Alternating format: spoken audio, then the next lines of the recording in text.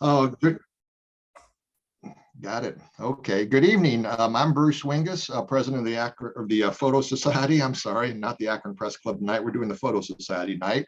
Welcome to our presentation by Wayne Suggs, New Mexico photographer. Just a couple of things before we get started. I'd like to welcome folks from the Medina Photographers of the Park. They're friends of the Medina Park County Parks Association, folks from the Cleveland Photo Society, and folks from the Akron Camera Club.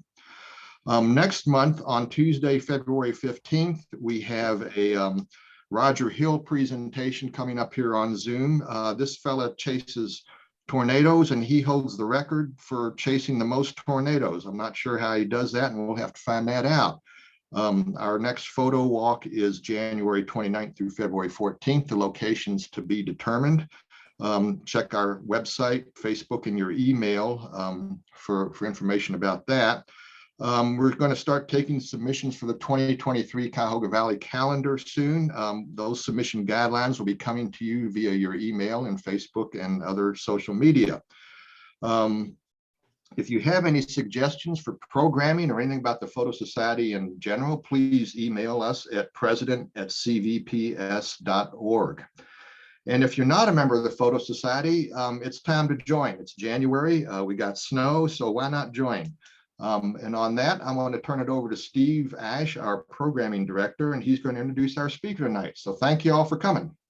Thank you, Bruce. So I'm really pleased to introduce our presenter tonight, Mr. Wayne Suggs. Wayne was born and raised in Las Cruces, New Mexico, which I also consider to be my own hometown.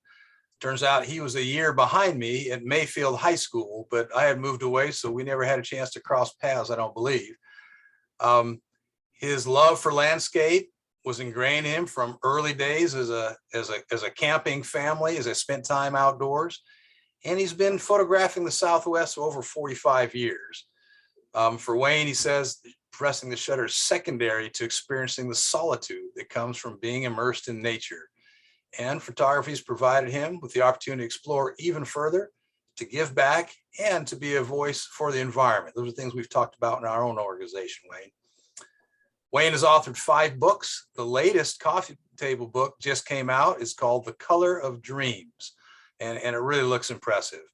He was the 2014 Grand Prize winner of the New Mexico Magazine Photography Contest. He won the prestigious Oliver Award for his night work with petroglyphs. And in 2019 and 2020, he was included in the top International Landscape Photographer of the Year awards. Turns out Wayne is also a songwriter and musician. He's played the guitar since he was a kid, and he says he's played with many bands back in the day. I can't imagine how far back that must be. His other passion, turns out, is fly fishing. He says that, quote, like photography, fly fishing can take you to some beautiful places where you can find solitude and you can be lost in your thoughts. So Wayne also leads the Mensch workshops. So those who like his work and want to sign up for one of those, I'll just bet there'll be a space at some future date. You can find his galleries all across New Mexico, as well as his website, WayneSuggsPhotography.com. We're very happy to have Wayne here tonight. So turn it over to you. Thank you, Wayne. Well, thanks so much, Steve, and I really appreciate this. Thank you all for having me. I look forward to sharing my images and talking about my theme, and we'll get to that pretty quick, but I want to talk a little bit about my photography and the way I look at it. The image you're looking at right here is a night scene. I love night photography. I love all landscape, but I also love night photography.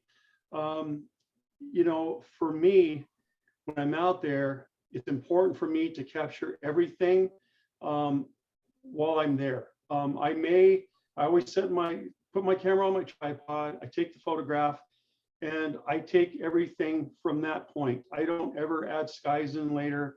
Everything that you see tonight will be a real image. I do take many images of the same scene, and a lot of them I'm back in processing. I'm putting them together to get rid of noise. I also do exposure blending to them. For instance, like this image here, it was one image of the sky, and the sky was 13 seconds at ISO 4000 at f2.8, and I took 10 images of the foreground, and that was ISO 4000 for 1 minute And then back in post, I put those 10 images together to get rid of the noise. I also out in the field used, I think 4 or 5 lights on this photograph, and I really enjoy that. So I'm very fortunate to live in a place. Oh, come on, there we go. Now my slides are working. I'm very fortunate to live in a place that is so diverse, and there's always something going on in the landscape. And really, that's where I got my love of photography. My mom was a photographer, and she would take me out into the landscape. And I never tire of it, ever. And I really enjoy it. I grew up in the Mesilla Valley in Las Cruces, and here I am. There's this summer storm coming over the Mesilla Valley.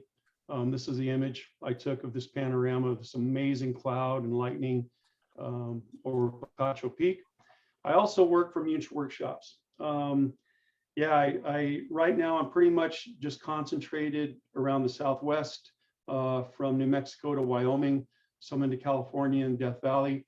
But yeah, during COVID, really, the international workshops kind of quit going for a while because of COVID. But there's a few out there, people, if they want to go internationally with Munch, you still can. But for myself, I'm trying to concentrate on the Southwest. I absolutely love teaching photography. It is such a passion of mine, and there's nothing quite like it when somebody gets an image that they worked so hard on, and they finally understand how to finally get that image that they perceive in their mind. It's just so gratifying to me. And to be able to pass on my craft, and for somebody, you know, under amazing conditions to get something is just so much fun. Again, I kind of specialize in night work. I guess I've come up with my own way of doing things at night, and my night workshop, they tend to fill up pretty quickly. Here we are in Utah. This is an amazing group. We had lightning in the sky that night. It was a wonderful night. And here we are in northern New Mexico at a different workshop, but it's just so much fun for me. In 2020, unfortunately, COVID hit and all my workshops were canceled. And I was wondering how I was going to get a paycheck and how I was going to, basically pay for my food. And I decided to write another book, and I came up with this book and put it together during the summer of 2020. And it went to print, and I received it last year, first of the year, and it's done really well for me. And this pretty much saved me by doing this book. It's been really good. Yeah, I was afraid I was going to end up with a garage full of books, but fortunately it did well. I still have a few books left, but I've decided not to do a second run because I'm excited about doing another book. It was such a fun process. So I think what we'll do now is we'll just get into what the topic is and what I really want to talk about. And that's pre-visualization versus chasing the light. If you're really into landscape photography and you watch YouTube and you listen to podcasts about landscape photography, a lot of people right now are talking about these two subjects. And most people are saying that pre-visualization can be very disappointing to you. You go out in the field with this perceived vision you have in your mind, and you have this photograph in your head, and you get out there and it doesn't work, and you're disappointed. And while you're hiking out there and you're getting to the scene you want to photograph, what ends up happening, you don't see what's going on anywhere else because you have this one-track mind of that photograph that's in your head. Well, I'm here to say that, you know, if that works for them, that's great. For me, pre-visualization works really well. I believe that you can do both, and you can do both really well. For me, I love pre-visualizing what a scene would look like. I was with Mark Munch on this location, and we were scouting for a workshop here in Colorado. And while we were there, I mean, it was cloud every night. We didn't get any stars. And a month or so later, I was on my way to Wyoming to another workshop, and this was kind of halfway in between. So I decided to camp out here at this location. And this night I had stars. And for that month or so, I had this vision of what I wanted in my head for this photograph to look like. And this is what it was in my head. This is what I visualized. I thought about where my light would be and how the light would cast over these trees in this meadow, and exactly where the Milky Way would be. And hopefully I wouldn't have any wind, so I would have just glass-like water so the stars would reflect. What I didn't think about was this cool cloud. And a lot of times under pre-visualization, thinking about a photograph, you get these amazing things that happen, like clouds and things that you're not aware of that are going to happen, and it just makes a photograph that much better. There's no way an image like this you can pre-visualize. And what I'm trying to say, and during this whole talk, what I want to say is there's not one better than the other. You have to do what works best for you. In this photograph here, I was literally working on a photograph in my office, and I get this weather warning that there's a storm heading towards Las Cruces. Well, that tells me I better grab my camera gear and run out the door and get to the Oregon mountains. And I could see this weather just coming right at the mountains. I set up my tripod. I got the image. There's no way I could pre-visualize this, but I enjoyed it. This is a rush for me. It's the adrenaline's going. I get the image. I come back home. That's great. There's nothing wrong with that. I'm walking along a beach and I notice this rock just getting pummeled by this wave, and these tendrils, they're coming off nicely off this rock, and this beautiful light hitting the rock. And I think to myself, well, I can put a long lens on. I can take this photograph. I can do a slow shutter speed and really get a lot of movement in this and get the static rock, with that beautiful light hitting it. I got this, but again, you can't pre-visualize this photograph. You have to have an open mind and constantly look out for things like this. This image was definitely, I pre-visualized this photograph. I was here with my wife, and we were scouting for a workshop, and we were walking along this cliff here that looked over this river in northern New Mexico, and this amazing tree was here. And my wife saw this tree and said, "You got to come see this tree." So we walk over to the tree, and the first thing that caught my eye was that beautiful bend that it has in the trunk and how it mimics the river. And at that time, the sun was a little too far north, and when the sun set, I wanted the sun to set because I wanted the sun to weight the photograph properly with the tree, and I wanted the sun to be right over the top of the river. So I came back a couple of months later, and getting there hours earlier before the sun set, really taking the time to work the scene, really get the composition exactly the way I wanted. And when the time came and the sun touched the top of the horizon, I took my image. And just so gratifying to get something like this when you can think about it for months. And it doesn't always work out. Sometimes you have to go back time and time again, but it's so special to not only get a well-composed photograph, something you can really think about, but also get really nice light as well. This really beautiful petroglyph was a commissioned piece. The National Rock Art Association wanted me to take this photograph because they have the same petroglyph, the design on their shirts and their handouts, and they wanted a photograph of this at night with snow on the mountains, and I told them I could do that. So I waited for a snowstorm, and yes, this is about as much snow as we get in New Mexico. Sorry about it, but anyway, I went there at night and I waited for a little bit of a moon to be out, and I got my scene. And this was all pre-visualized. I knew exactly what I wanted, and I knew they would be happy with this. Well, I still, I thought, well, maybe I can get another photograph, and the moon was setting behind me.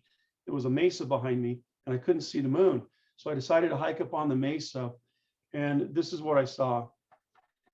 The setting moon was setting below these clouds and just lighting up these clouds. It was so beautiful with the blue sky. The moon tends to turn the sky blue at night, and it was just fascinating.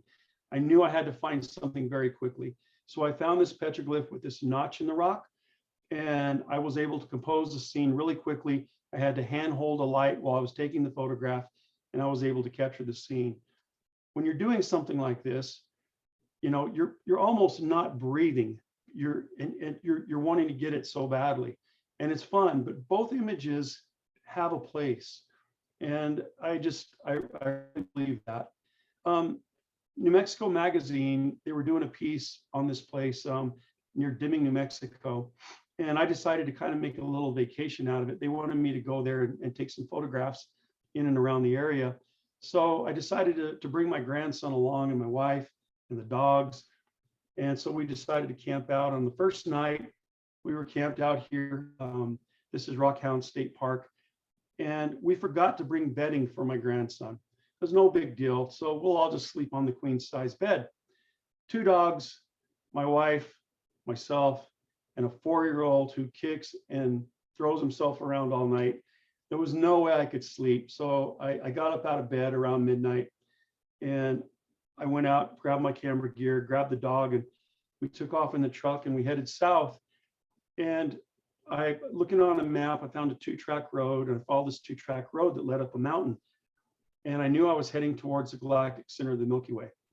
Well, I saw this notch in the mountain with my headlights. I pulled over, grabbed my camera gear, and off we hiked up this mountain. And this is what I came to. And this never happens. I mean, I would always have to pre-scout, find the scene, know that at a particular time of year, the Milky Way was going to line up perfectly in this gap. But this just happened this night. And it's the only time I would say this in that petroglyph photograph that it's happened that I've captured a night scene that I've really been proud of, by not pre-visualizing and scouting beforehand. But anyway, this ended up in the magazine, and it was worth not sleeping that night. This really cool tree we found on a workshop in Utah, and this is not my camera, this is a participant's camera. And we were photographing the tree, the participants were, and the light wasn't very good, but I absolutely loved the tree. And while we were there, I took my phone and I figured out exactly where the sun was going to come from behind the mesa, behind the tree. And I really wanted an image of this tree. I went home and I thought about it, and I figured out exactly when I could be there. It was in June that I needed to be there. And 10 months later, I ended up at this place. I talked a friend into going with me, and we decided to be there. We're gonna take 2 weeks. So if it took 2 weeks to get this photograph, that's what it would take. But I was hoping I would get good light in those 2 weeks. So we camped out near the tree. And this is what I captured on the very first night. The most amazing light I had witnessed in a long time. And so fortunate, I had that little bitty gap between the clouds and the top of the mesa that the sun peeked through, and just made an amazing scene. I just had one issue. To my left, I had lightning hitting a butte as I was, setting up this photograph. And it was all I could do to keep my camera there. And then I thought, oh yeah, I got a second camera. I have my backup camera. So I put my backup camera on my second tripod and pointed it at the butte and turned my intervalometer on and just let it run. And then I went back to photograph the tree, and I concentrated on the tree that I thought about for 10 months. And anyway, came away with a really nice image, a portfolio image that's done really well for me. But this is the photograph that my second camera took while I was photographing that tree. Again, this is chasing the light. What is wrong with doing both? Absolutely nothing. And so now I'm on cloud 9. I'm so excited. I'm thinking, wow, what an amazing day. We still have the night to go. My friend and I are excited because we know this really cool tree in the area, and we're going to photograph the Milky Way behind it. So, we go over there and we get all set up, and we're waiting for astronomical twilight to be over so we can start taking our photographs. I have my lights all set up, and this cloud rolls in, and we're really worried that this storm is just going to cover the night sky and we won't get any stars. But as it turned out, right when astronomical twilight was over, the Milky Way appeared, and this is what I saw. This amazing scene. This is the same day, I got the tree and the lightning against the butte. And the way I took this photograph is I had 2 lights set up, and I photographed, I think, 10 images of the foreground. And the lightning is on light and blend mode. I think there's 3 lightning bolts that are in this photograph, and then of course the Milky Way. But I've always wanted to shoot lightning with the Milky Way. And for this to happen on this particular day was just unbelievable. I couldn't believe the day I had. And we hiked back to our camp, and my friend, he was just exhausted. He went to sleep, and I was hungry, so I decided to eat my dinner. I'm sitting there on a chair, and I'm watching the storm make its way through the valley, sitting there drinking a beer and eating my dinner in complete darkness. And all of a sudden, I feel this bite on my leg and a bite on my other leg, and I have ants all of a sudden crawling all over me, and I didn't realize it. I was sitting right in an ant bed, and there's nothing to humble you and bring you back down to earth than ants biting you in the middle of the desert and you peeling off your clothes, getting ants off of you in the middle of the night. Such a humbling experience. But anyway, I wouldn't take it back for anything. It was an amazing night. This image is just a practice shot. Before I actually got the photograph of these claret cup hedgehogs, it was 3 years prior.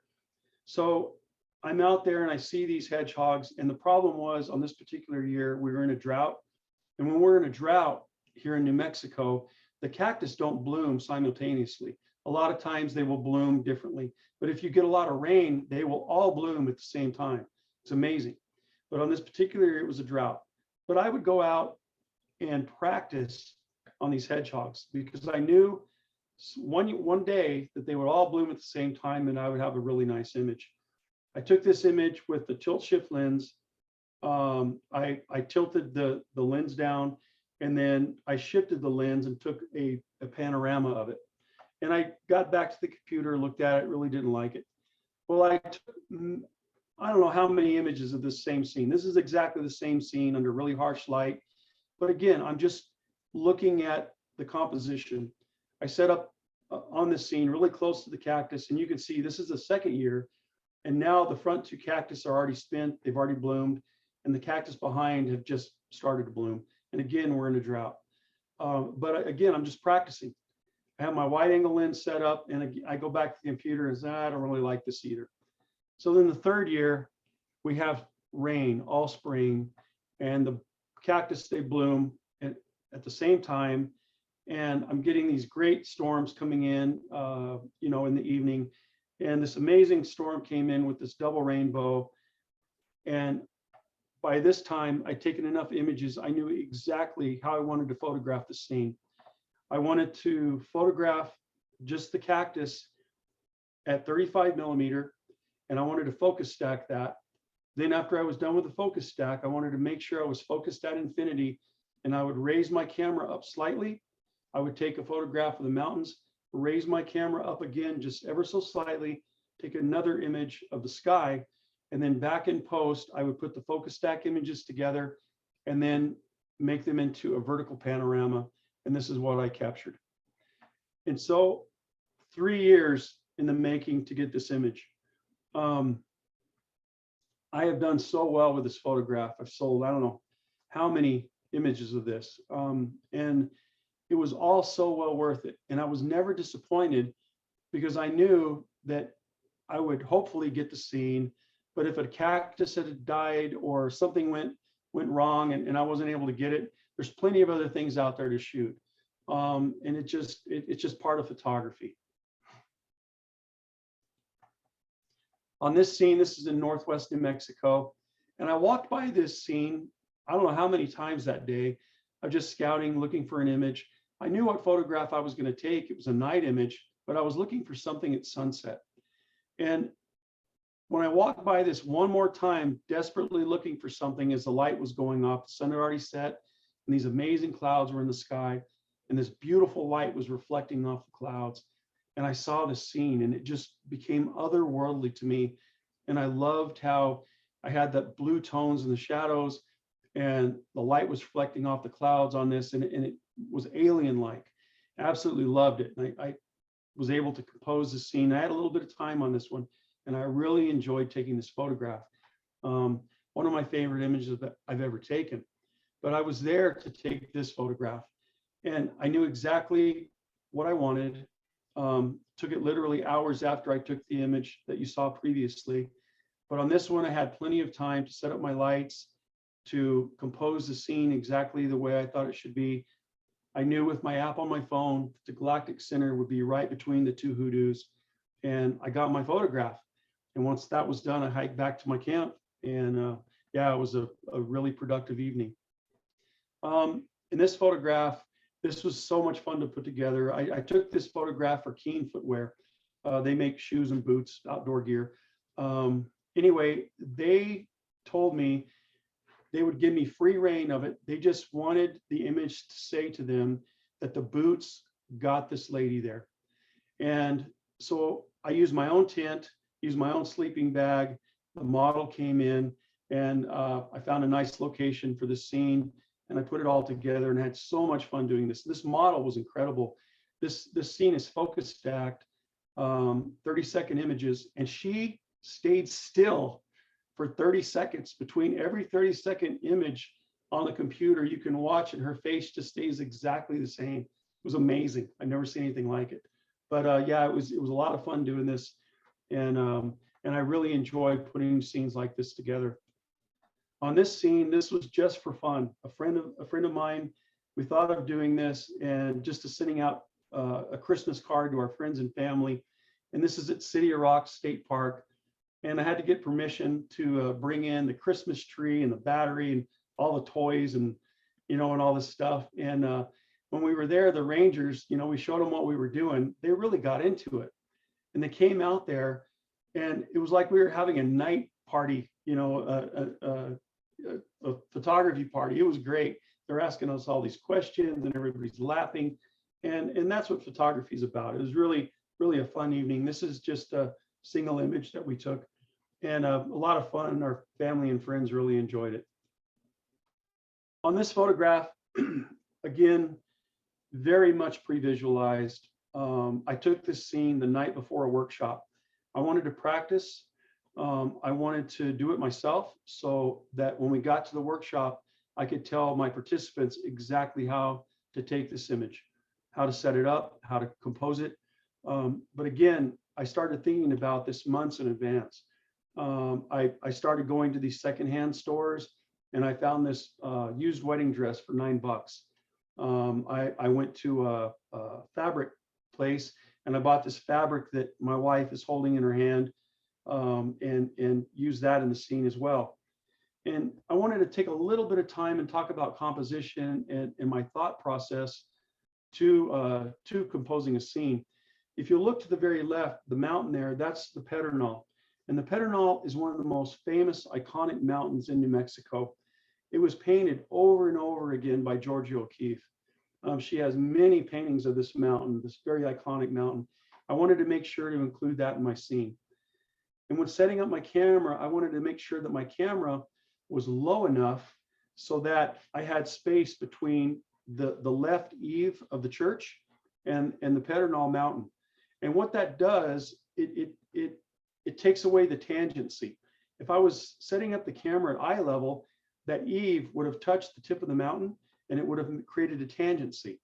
And by keeping the space away from that mountain and the eave, it creates three-dimensionality. It creates depth in a photograph.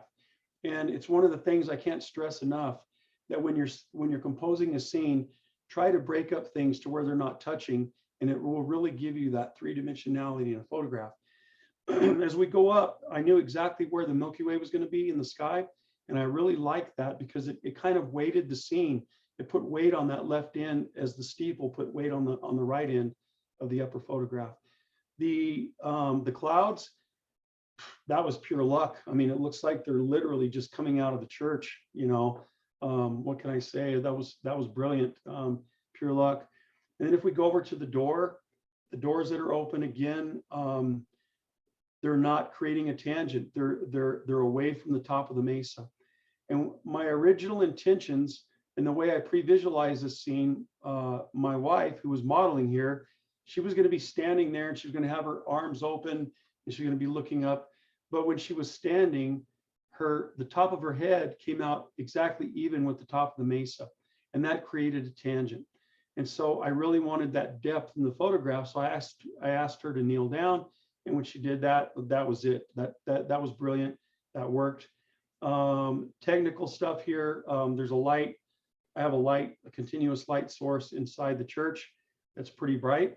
And I have another light source that's out a little further away to camera left. It's illuminating kind of the back of my wife and of course the church. And my workshop attendees absolutely had a great time doing this. This was so much fun.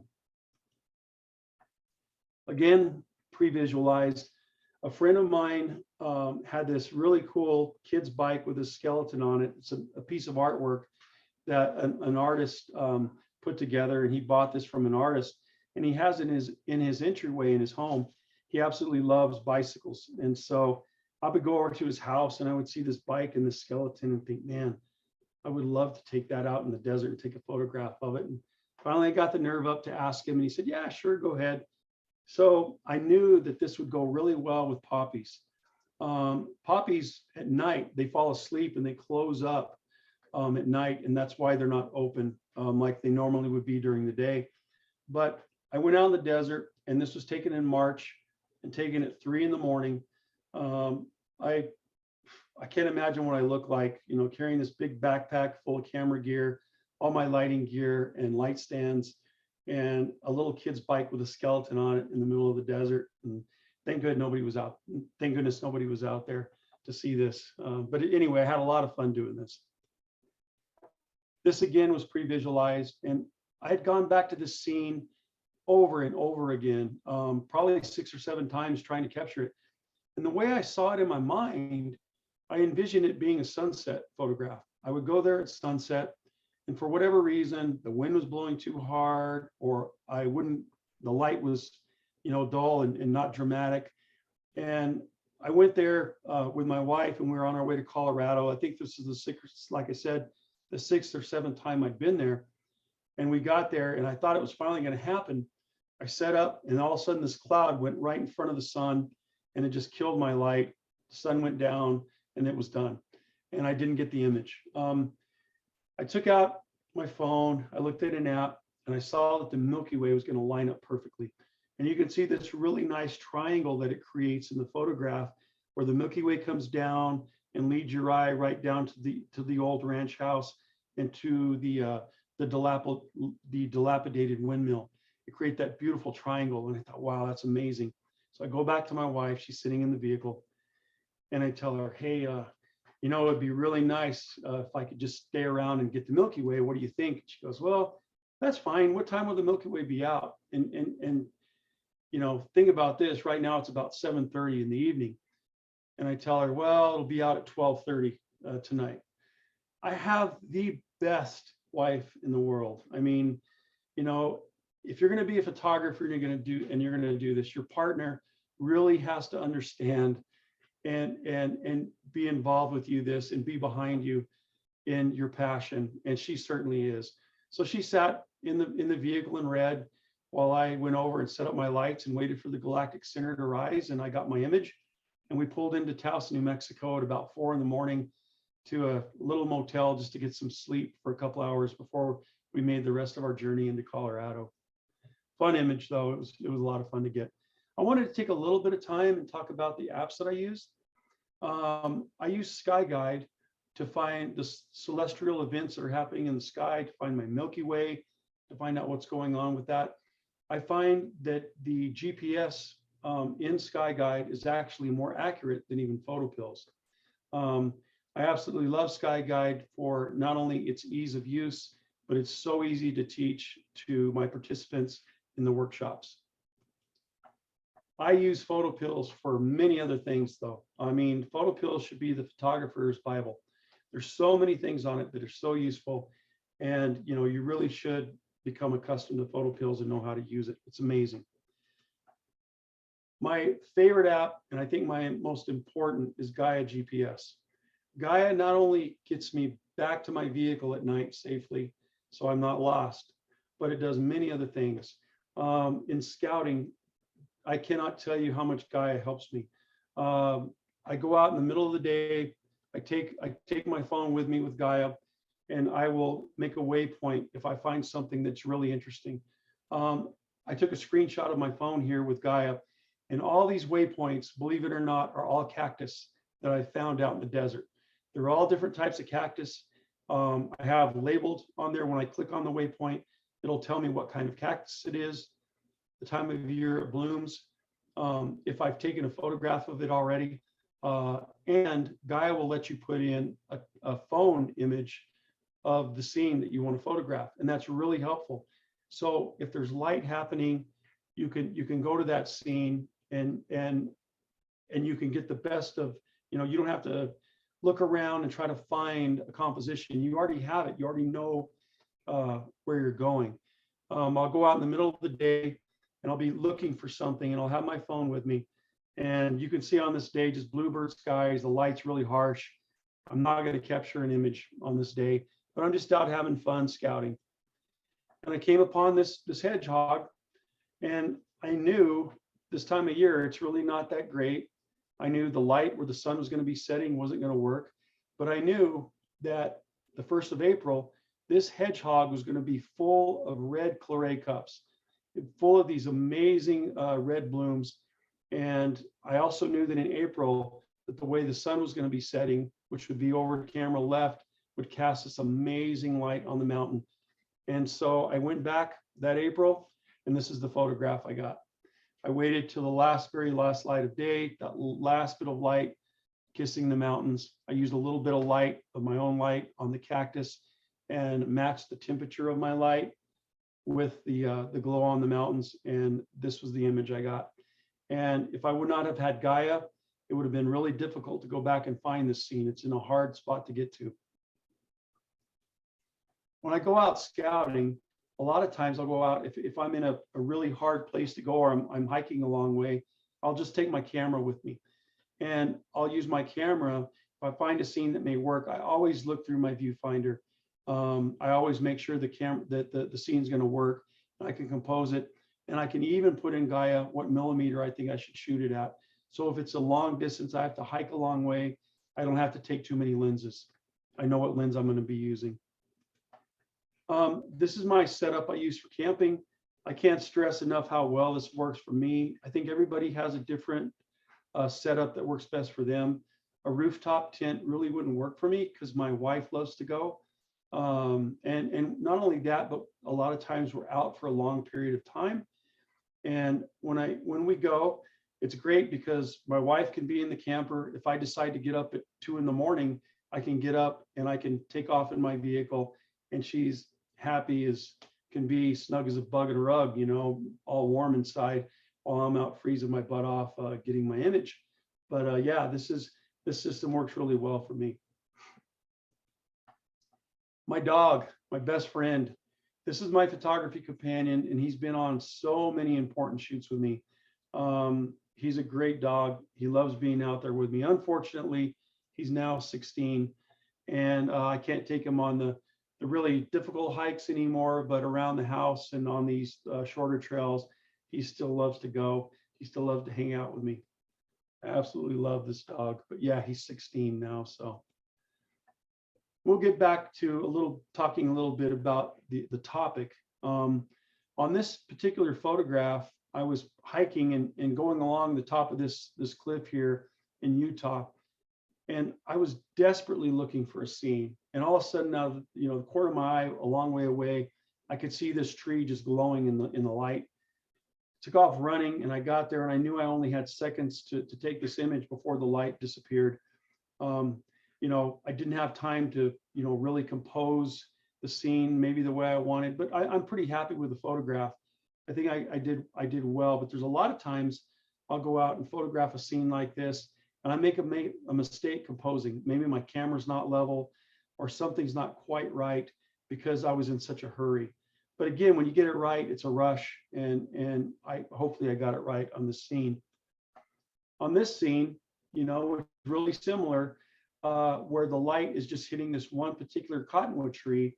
The day before, I saw the light hitting this tree, and I knew that if I went back the next day at a particular time, I could wait, and this light would slowly come up over the top of this cliff, and it would hit this scene, and it would hit just the tree. And so I went back the next day. I was able to take my camera, really work the scene. And I probably took me a couple hours before the light probably, hit the tree fully, but I got the photograph. And I think with a long lens, we're in White Sands National Park, and this is in my backyard. It's literally 30 miles from me. With this scene, I think using a long lens, it's harder to pre-visualize with a long lens. And so you just go to White Sands or another particular place and you use a long lens and you're moving it around, you're looking through the viewfinder and you find just a compelling image, something that works compositionally. I think this works really well compositionally and the light was really nice. But again, it's just something I find when I'm out there. On this scene, I'm already out there. I'm happy with my composition, but I know I want to wait for the sun to set so I can get a little sun star with a long lens.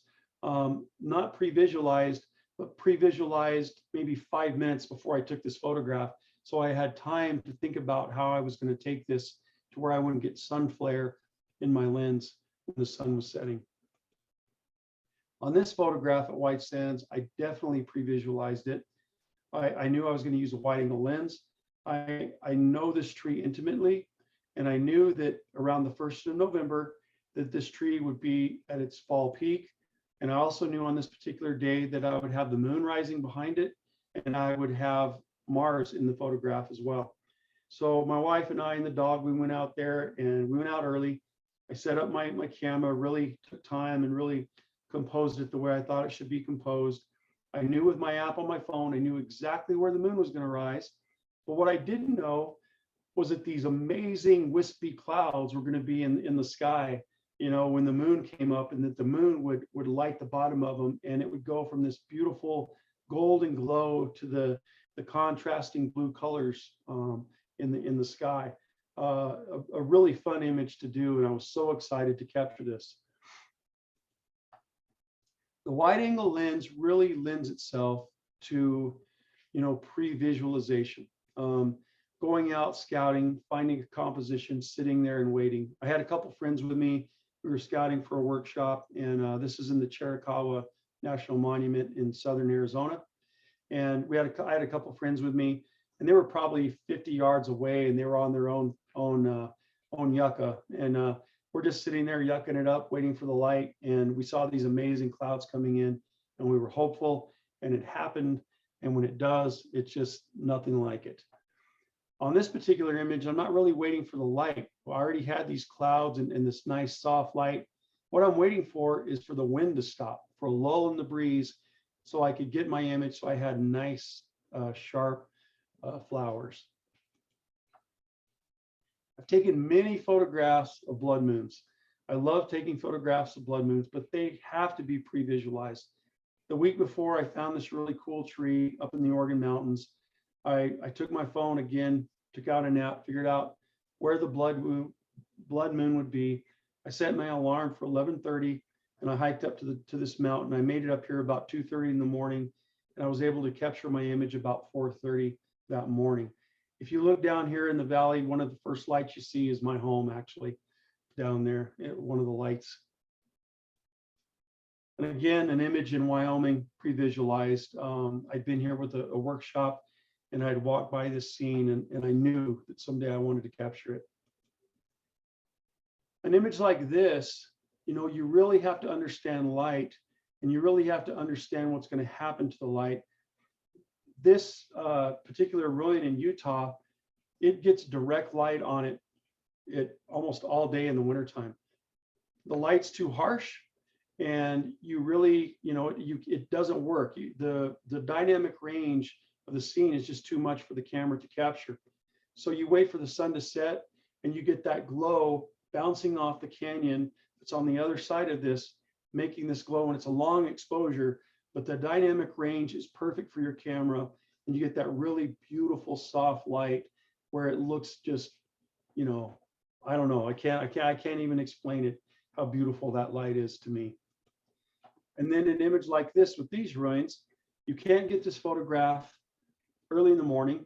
You can't get this photograph later on during golden hour. You have to go at 11 o'clock during the day when the light is bouncing off, that midday light is bouncing off the canyon walls. that are adjacent to this. So it goes into this cave and lights up this image. And yeah, I really love this photograph. You can see the handprints. These handprints are probably, 1,200 to 2,000 years old that are on this scene. Just an amazing place in Utah. And in this scene with these ruins, again, it's all about reflective light. And it's not reflective light that's off of a canyon wall. It's reflective light off the clouds. This is a morning scene, and I knew that if the sun came up and hit this directly, the light would be way too harsh. I wanted a very soft light, and so I knew I had to be there really early in the morning, way before the sun came up, and you get that first brush of light, that blush of light that bounces off the clouds and hits the scene, and that's when I got my photograph. I was actually hoping for a little more color in the sky. And the color was really brilliant. That was, to my camera right, to the east, but to the north, it kind of faded, but I actually don't mind it. I actually love the contrast of the warm tones to the right, to the blue, back to the warm tones of the ruin. And again, more reflective light, just in the midday, light bouncing off the canyon walls. This scene, pre-visualized. I knew I had to be here at a certain time in the evening, and just hoping for a nice sunset. An amazing scene, pre-visualized. The next day, I went to a different beach, and again, I was going to take my plan was to take a wide angle photograph of a near far image, but the light just wasn't working for me. It wasn't happening.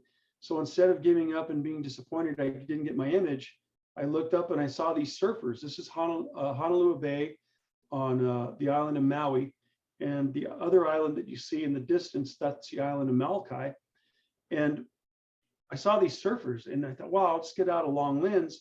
I started shooting and all of a sudden this rainbow appeared. I thought, wow, this is amazing. I'm catching a rainbow, getting these surfers and the spray and the winds blowing. It was beautiful. And I couldn't believe my luck. And so I was literally just pressing the shutter down until the buffer would go off on the camera, let it catch up and take more images. And I stopped taking images. And I look back, I'm chipping my photograph, and I look back at my LCD screen and I see this well breaching. And yes, this is a real photograph. It's one image. And I just started laughing. I couldn't believe my luck. It was such a beautiful experience. But again, thinking about, I didn't get the image I went there to get, but I'm not going to be closed-minded enough. I'm going to open up my mind and look around for something else. And knowing that I had this to photograph, and it just happened. And I was really pleased that I got that image. This is a tree that I've photographed many times. I go back time and time again. I've never really gotten a good capture of it. I've always pre-visualized the scene of the sun setting with a nice sky.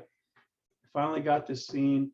I went back down the little mountain that it's on and had dinner with my wife, and we drove back home out of the desert. And this is definitely not a pre-visualized scene. This is one of those that get the adrenaline going and you're trying to catch up to it. I could see lightning in the distance, and I was literally breaking the law, going 90 miles an hour down a lonely but a two-lane road in New Mexico. And I could see the sun setting, and I thought it would be so amazing if I could catch up to this and get the sun setting at the same time I'm getting lightning. I get up even with this, and there's power lines in my view. I don't want to get power lines in this photograph. So I drive a little more and I find a gate. I go through the gate. I'm able to get on the other side of the power lines. And right before the sunset, I was able to get my camera on the tripod. I was able to just put it on the intervalometer and just let it take photograph after photograph. And right before the sunset, this amazing bolt appeared and I got my photograph. And I think literally for the 5 minutes it took me to get this, I'm not sure I even took a breath, because you're trying to get this image and you're rushing, and when you finally do get it, it's like, oh, and you captured it, it's done. Both types of photography are rewarding. One is relaxing, one is not. And I enjoy both of them. I'm going to leave you with this. This image is maybe not I don't know, it's maybe not my best photograph I've ever taken, but it's one that time and time again, I go back and I look at, and I am just always taken back to the scene. This is a photograph taken in the San Juan Mountains of Colorado. My wife and I were camping there, and we went on a little hike, and we came upon this scene. It was mid-afternoon, and I found these little wildflowers. I'm at about 13,000 feet here. I got my phone out, I looked at my app, I figured out exactly where the sun would rise. And at 4 a.m, my dog and I went for a walk while my wife is snug as a bug in a rug in the camper. And the dog and I, we hiked up to the top of this mountain. I set up my camera, and I could barely see. And I knew exactly the composition I wanted, and we waited. And as while we waited, this herd of elk, 50 or so elk, all cows and calves, that come walking by us. And it was just so amazing, you know, these cows and calves talking back and forth to each other. And this beautiful place that I am so fortunate to be in at this particular moment in time. There's not even a little bit of breeze, and it's very chilly. And as soon as that sun appeared, I had plenty of time to know that I had to hurry and get that photograph. I had to take it very quickly before the sun got any higher, before the light got harsh. And you only have really seconds to get this type of light as soon as that first light appears on the horizon. I got my image, and I literally just sat there for probably 30 minutes, letting the sun hit my face and watching this elk make their way down into this valley down in the bottom there to get a drink. I'm not in love with my photographs. I'm in love with the process. I'm in love with being out there. And it's absolutely magical to me. I love being there, and I love getting my own images. I love being beside someone as they're getting images like this one. I can't thank you enough for having me tonight. It was really enjoyable, and thank you so much. Wow. All I can say is wow. Those are images to die for. Really love the details and the stories associated with those, Wayne. Really, really appreciate some wonderful information, and love to hear your passion for this art and the beauty that you're sharing. So we have time now for questions. So we're just going to open it up. Remember that you'll need to unmute yourself if you have a question. And I've got a whole bunch of them, but let's let all of our guests and participants jump in with questions you might like to ask Wayne while we have it.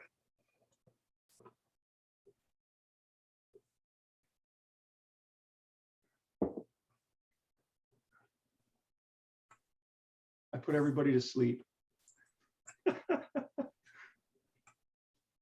I have a question. I notice you don't see star trails when you have stars there. And I imagine it's a long exposure. So how do you prevent having star trails? Thanks for the question, Michael. Nearly every night image I do are multiple exposures. So for my night scene, I'm either using a tracker, which will be sometimes a 90-second exposure, which is actually, following the Earth's rotation. So I'll get pinpoint stars, or I'm taking a very short exposure. For instance, my 20mm lens, which I absolutely love, it's the lens that I use for most of my night work. My go-to settings for that is ISO 4000 f2.5 for 13 seconds. And I'll get a little bit of star trail, and you have to really zoom in. I've made images, 40 by 60, and it's really hard to see the star trailing on that. You can zoom in to 200% and see the star trails, but it's very minute.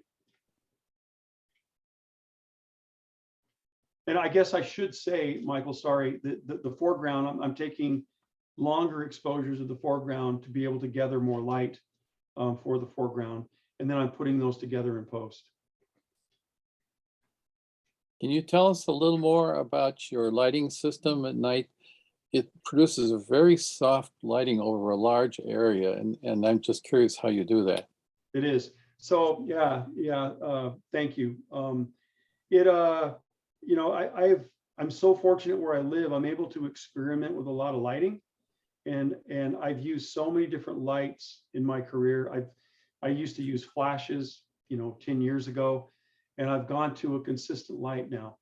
And the lights I'm currently using are really super small, and they're great because they fit in my pack really well.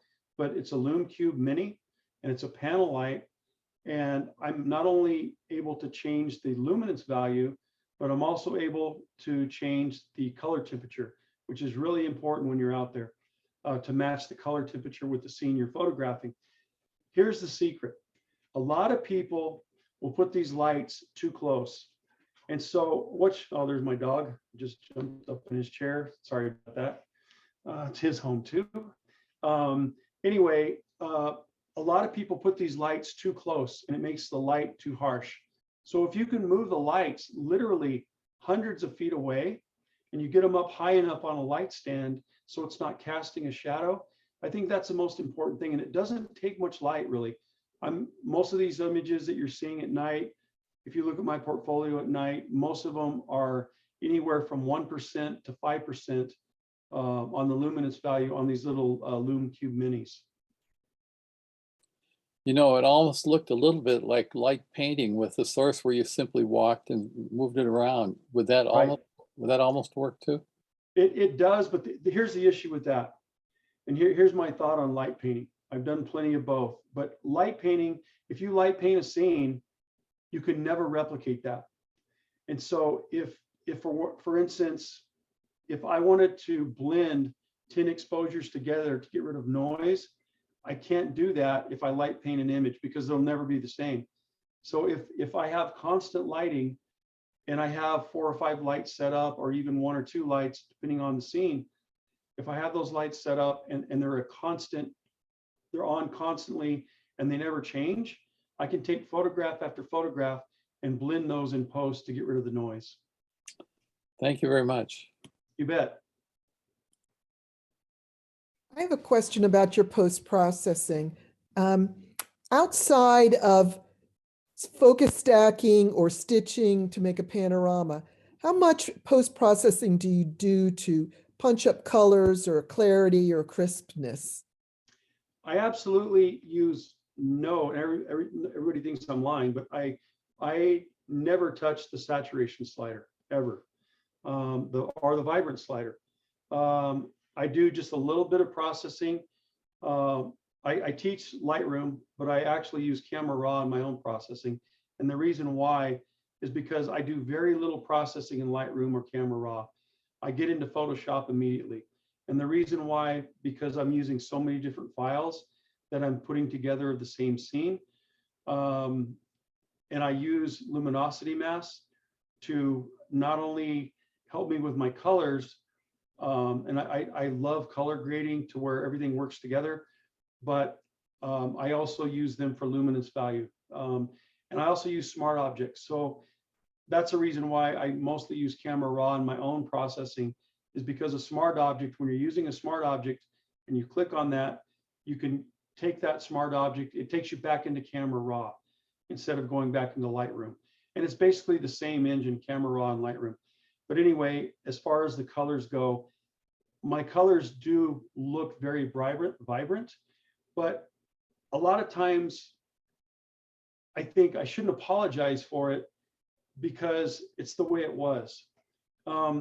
Sometimes light is just magical, and I don't see any reason why I shouldn't just, show it off. And I'm out there at the right time, and I think if people put themselves out there at the right times, it really shows. And if you look at my night images, they're really not very colorful because there's really not much going on color-wise at night. But the sun and the clouds and the sky, all this reflective light going on, creates some amazing colors. And again, I want my images to be a bit ethereal. I don't want them to look just like you would. I want them to look a little bit more, in that way, I guess, a little more magical. Thank you. You're welcome. As a follow-up to that, Wayne, what do you mean when you say you blend those images at night to get rid of noise? What does that mean? Okay, so there's programs to do this that are stacking programs, but I kind of like to do everything myself in Photoshop. It's a very simple process. I have found that you can take a whole bunch of images, but you're kind of getting to that same level of noise reduction. If you go to 10 photographs, if you do any more, you're wasting your time. So up to 10 photographs, you've hit that peak of getting rid of the noise. And you take these into Photoshop. And the first thing you have to do is make sure you didn't bump the camera or whatever, make sure they're all aligned, make sure the light value is the same on them. And then what you do is you make them into smart objects. Then you can take them while you're in Photoshop. You go, I'm just going to walk you through the process.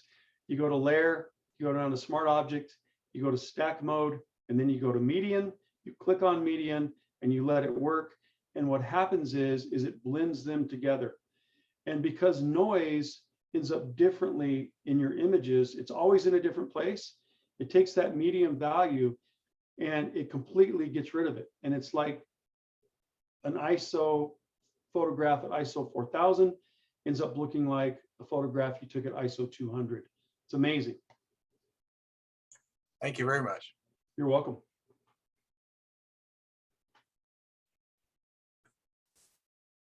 Other questions? We have a unique opportunity here. Do you ever use any filters? I do. And it's, I end up using, for my night work, I'll use a night filter sometimes if I'm in an area where there's a lot of light pollution. If there's no light pollution, I don't use it. I use a polarizing filter quite a bit, not on my wide angle lens, but a lot of my longer, on my longer lenses. It's seldom I'll use a filter to slow my shutter speed down, a neutral density filter. Right now I'm using case filters. I absolutely love them because I can screw on these adapters to all my lenses. My biggest lens is an 82 millimeter. So what I do is I have all these step up rings, and that allows me to have filters that fit, one filter fits all of my lenses. It's a great system. And not only that, but the glass is really high quality glass. So, and I've used a bunch of different types of filters. I am a case ambassador. I have to, say that right now, but if it didn't work, I wouldn't use it. It's not worth it to me.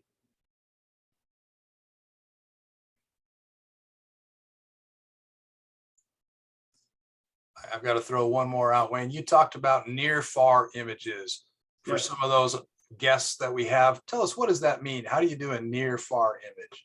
Well, this image that we're looking at right now, I don't know if you all can still see. Is this image still up, Steve? Okay. This is a near far image. And the person that coined that phrase was David Munch. If you're into landscape photography, you really should know who David Munch is. I mean, growing up, David was my idol. I mean, he walked on water to me. And it's so funny, now I work for his son and I know David, I've got to meet him and talk to him, great guy. But now I work for his son and I know his son really well. And David came up with the phrase, the term near far. And basically what that means is everything in the photograph is sharp.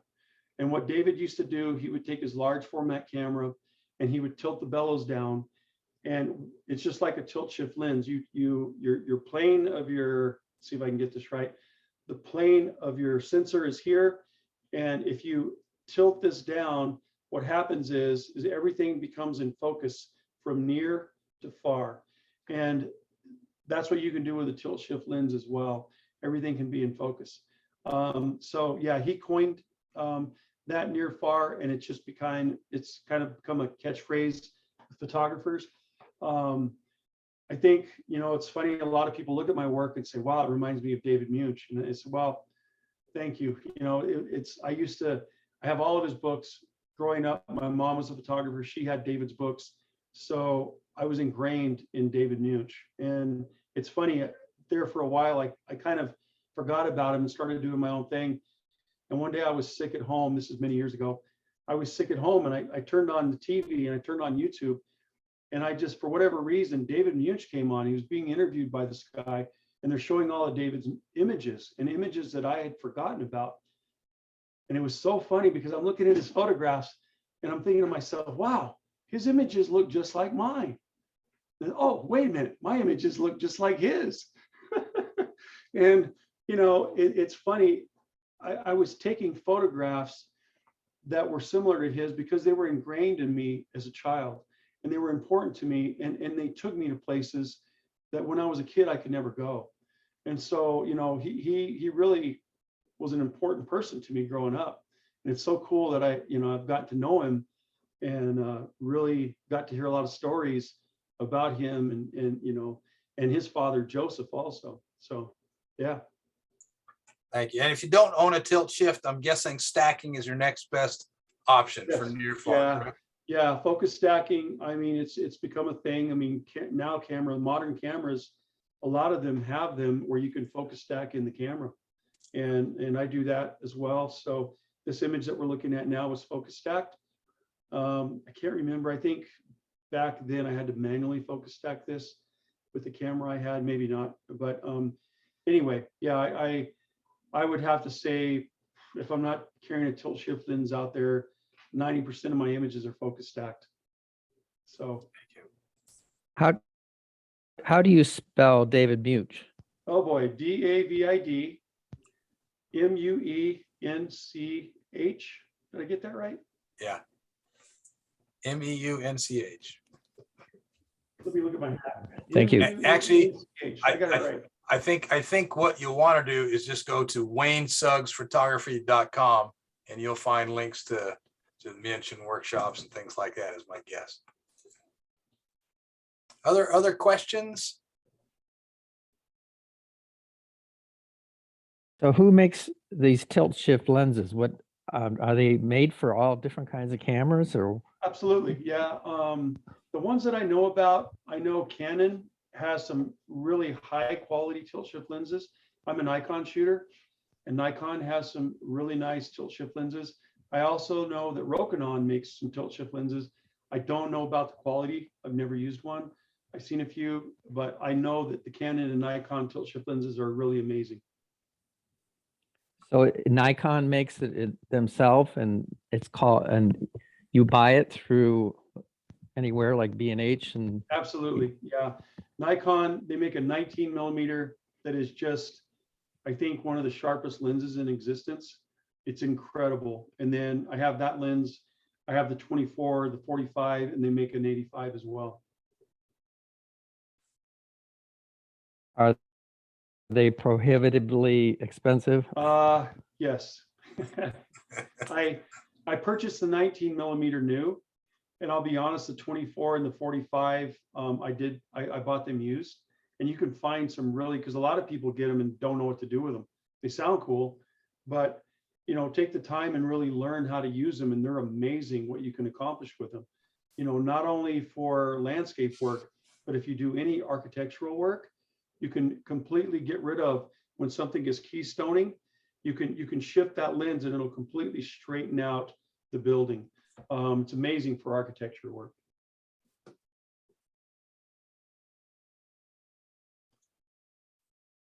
Any last chances for questions here? Opportunities to ask something of our guest, Wayne?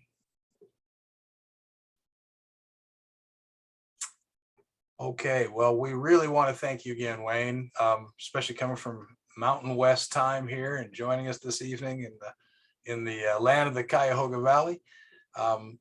Very informative session. This has been recorded. It will go up on the Cuyahoga Valley Photo Society YouTube channel for those that want to review it again. I know I plan on looking at it again. Just enjoy the beauty and learn again some of the techniques that were taught. Thank you all. Hope you have a lovely evening. We do have cvps.org for those who are looking at future events and activities. We'll hope to see you around again, and have a great evening. Thank you. Thank you, everyone, very much. Thank you. Thank you. Thank you. Thank you.